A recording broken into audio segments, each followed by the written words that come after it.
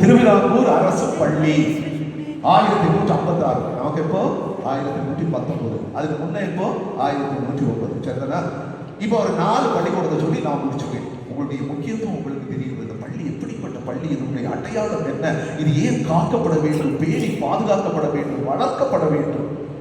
1919 முதல் சாலிய பெருமக்கள் எல்லாம் சேர்ந்து எங்களுக்கும் ஒரு பள்ளிக்கூடம் வேண்டும் தொடங்கினது தான் எஸ்எம்ஆர். நல்லா மனசுல வச்சுக்காங்க. இந்த வருஷம் 1919. உங்களுக்கு இந்த வருஷம் 1819. எத்தனை வருஷத்துக்கு பிறகு? 100 ஆண்டுகளுக்கு பிறகு. இதுல வேடிக்கை என்னன்னா, அந்த வரலாறு நம்ம யாருக்கும் தெரியாது. நமக்கு நம்முடைய பெருமை தெரியவில்லை. என்ன பெரிய காரியத்தை இந்த மண்ணுக்கு நாம் கொடுத்தோம். இந்த மண்ணினுடைய மறுமலர்ச்சிக்கு காரணம் எல்லாமே இந்த மிஷனரிகள். இப்ப அவங்க தொடங்குற உடனே செட்டிமார் சமுதாயம், பிள்ளமார் சமுதாயம் சேர்ந்து எங்களுக்கு ஒரு பள்ளிக்கூடம் வேணும்னு அங்க ஒரு பள்ளிக்கூடம் தொடங்குறாங்க. 1926. அதுதான் டிவிடி பள்ளிக்கூடம். நம்ம 819, அவங்க 919, அவங்க 926, இவங்க 1186. இப்ப நாம் அல்லாத கிறிஸ்தவர்கள் இருக்கிறாங்க. நல்லா மனசுல வச்சுட்டாங்க.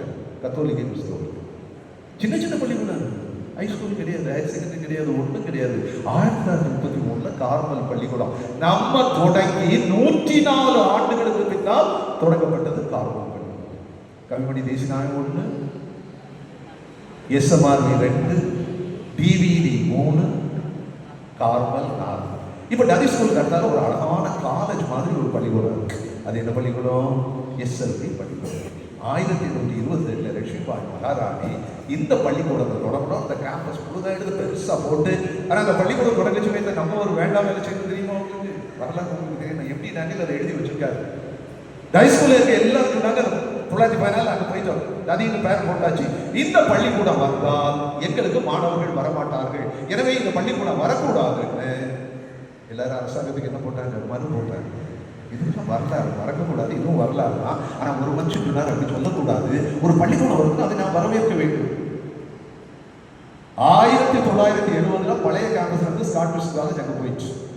மிஸ்ஸஸ் ஞானதாசன் பார்த்தாங்க, இது சும்மா தானே கிடக்கு இந்த கேம்பஸ், எவ்வளோ அழகான கேம்பஸ், எவ்வளோ அழகான கட்டடம். பெஞ்சு எல்லாம் டாக்டர் வந்து தூக்கிட்டு போயிட்டாங்க. பெஞ்சே கிடையாது, ஒன்றும் கிடையாது, வெறும் கெட்டடம் தான் இருக்கு. ரொம்ப திட்டிக்கார ஒரு அம்மா, அவங்களோட ரொம்ப பாராட்டணும் மிஸ்ஸஸ் ஞானதாசன். அவங்க பையன் பிஷப்ட கேட்டு எக்ஸிக்யூட்டிவ் ஒரு தீர்மானம் போட்டு இதுல மகளிர் கிறிஸ்தவ கல்லூரி தொடங்கலாம்னு தொடங்கினாங்க. மகளிர் கிறிஸ்தவ கல்லூரி வரக்கூடாதுன்னு மனு போட்டது யாரு தெரியுமா? நாங்க ஸ்காட்டிஷ் காலேஜ். முன்னுக்கு இருந்தது யாரு? Doctor John DK. Sundar Singh. நாங்க பல்கலைக்கழகம் எழுதுன அந்த கல்லூரி பார்த்து எங்க கல்லூரி போச்சு. அப்பதான் பேராயர் நான் கூப்பிட்டு சொன்னாங்க, அதுவும் இதுவும் ஒரு சிஸ்டர் இன்ஸ்டிடியூஷன்.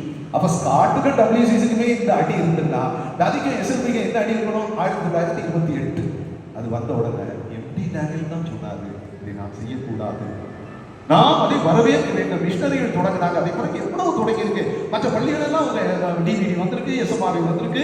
அப்படி சொல்லி அந்த கூட்டத்துல மகாராணி வந்து தொடங்கி வச்சு வாழ்த்துறை வழங்குறதுக்கு நிறைய பேர் காத்திருக்காங்க. பார்த்தீங்களா? அது மாதிரி வாழ்த்துறை வழங்குவதற்கு அழைக்கப்பட்டவர் எப்படி டேனியல், நம்ம கோயிலுக்கு செக்ரட்டரி. அவர் நல்ல கவிஞர், அழகான இங்கிலீஷ் போயட். அவருடைய கவிதைகள் எல்லாம் திரட்டி ஒரு நூலா போட்டிருக்காங்க. சானட்ஸ், லிரிக்ஸ், அப்புறம் 3 நீண்ட கவிதைகள், அருமையான கவிதைகள். அவர் அந்த கூட்டத்தில் போய் பேசிட்டு ஒரு அழகான கவிதை வாசிட்டு வந்தார். இப்ப தெரியுதா? SLP, SMRV, TVP, Carmel, Kavimani, அவ்வளவு பேருக்கு அப்பாவும் அம்மாவும் யாரு? நாம தான். தாத்தாவும் பாட்டி யாருன்னா இதை விட்டுருங்க. கவர்மெண்ட் ஸ்கூல் திருவனந்தபுரம் முதலாக தொடங்கப்பட்ட பள்ளியும் நம்முடைய வித்திலிருந்து தொடங்கியது. அதனால ஊருக்கு எந்த பள்ளிக்கூடம் போனாலும் பரவாயில்ல, எந்த பள்ளிக்கூடம் போயிடக்கூடாது. நாங்கள் எல்லாம் சின்ன குழந்தைகள் அவ்வளவும் வீட்டில் இருந்து சோத்தையை கட்டி, அந்த காலத்தில் சோத்தை கட்டி கையில் தந்து விடுவாங்க. சில சமயத்தில் நல்ல வாழையில வச்சு நல்ல தினத்தந்தி பேப்பரை எல்லாம் சுற்றி அந்த சோத்துக்குள்ள என்ன இருக்கு தெரியுமா? எல்லாருக்கும் தெரியும். பழைய காலத்தில் ஒன்றும் இருக்காது. அந்த சோத்துக்குள்ள இவ்வளவு போல காலையில் அம்மாவுக்கு அவியல் வைக்க சில சமயம் ஒரு முட்டை இருக்கும். முட்டையும் சாண்டில் தான் 3 நாளைக்கு ஒரு காலம் முட்டை வரும். அப்புறம் இவ்வளவு போல துவையல் இருக்கும். என்ன இருக்கும்? துவையல் இருக்கும். இதை கட்டிட்டு அங்கே இருந்து ஸ்டேட்டையும் பெஞ்சியும் குச்சியை தூக்கிட்டு இங்கே வர நடந்து வந்து சாயங்காலம் முடிஞ்சோடனே என்ன செய்யணும்? திருப்பி வரணும். மத்தியானம் பெல் அடிச்ச உடனே சாமாட்டி சத்தப்படுவாங்க. நாகப்படி மாத்திரம் இருந்தாரு. எல்லாம் தரையில உட்கார வச்சு அப்படி போய் சாப்பிட்டுட்டு சின்ன டப்பால கொண்டு வந்தோம்னா டப்பால இருந்து சாப்பிட்டுட்டு திருப்பி போகணும். இதுதான் இதனுடைய தொடக்கம். இது ஆலக்கா, நல்ல ஓட்டு கூரை. உங்களுக்கு எல்லாம் தெரியும். பக்கத்து ரூம் இருக்கு, அதெல்லாம் அவருக்கு பெட்ரூம். சார்ட்ஸ் பார்த்து அவருக்கு பெட்ரூமா வச்சது கடைசியில் அவருக்கு கிளாஸ் ரூமா மாறிடுச்சு. அப்புறம் நடு ஹால் மட்டும் பெருசா இருக்கா, இதான் அசம்பிளி. அதில் 1ஆம் கிளாஸ் 2ஆம் கிளாஸ் குட்டியெல்லாம் இருந்தா தரையில நான் உட்காரணும். அதுக்கு பின்னாடி நான் இவ்வளவு 1.5 அடி பெஞ்சு, அந்த பெஞ்செல்லாம் இப்போ இருக்கான்னு எனக்கு தெரியாது. அது சின்ன பிள்ளைகளுக்கு அழகான அந்த பெஞ்சில் உட்காரணும். அதுக்கு பின்னாடி கொஞ்சம் பெரிய பெஞ்ச். இந்த டீச்சர்ஸ் மாதிரி இருக்காங்களே, அப்பா மரகத டீச்சர் கையிலெல்லாம் இவ்வளவு உயரத்துக்கு ஒரு கப்பு இருக்கும். அந்த கப்பு இல்லாத பார்க்க இருக்கவும் மாட்டாங்க. அப்படி 1 2 இல்லை, அப்படி கூட்டமா அப்படி பள்ளி அவ்வளவு கூட்டம், 1000 மேல் மாணவர்கள் இந்த பள்ளிக்கூடம் இவ்வளவு பெருமை பெற்றது. அவர்கள் எல்லாம் ஹைஸ்கூலா ஹையர் செகண்டரியா மாறின பொழுது நாம் செய்ய தவறிவிட்டோம். அப்படி தவறிருந்தா 1979 நம்ம பள்ளிக்கூடம் என்னதான் மாறி இருக்கோம்? Higher secondary school. Higher secondary ஸ்கூலா மாறி இருந்தா நமக்கு என்ன கிடைச்சிருக்கோம்? 100%. இன்னைக்கு செல்ஃப் ஃபைனான்ஸ்டா நாம இருக்கோம்.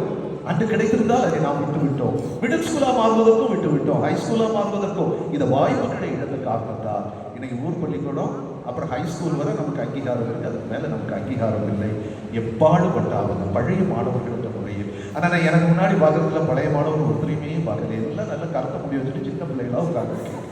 நீங்க பழைய மாணவர் சொன்னா என்ன மாதிரி இருக்கு? நல்லது ரவீந்திரா மாதிரி அட்லீஸ்ட் தலையில முடி இல்லாமலாவது இருக்கணும். இதுக்கு அசோக் மட்டும் இருக்காது, நல்ல வெள்ள முடியாம வளர்ச்சதுல இருக்கு. நாங்க எல்லாம் சேர்ந்து படிச்சவங்க பாத்தீங்களா?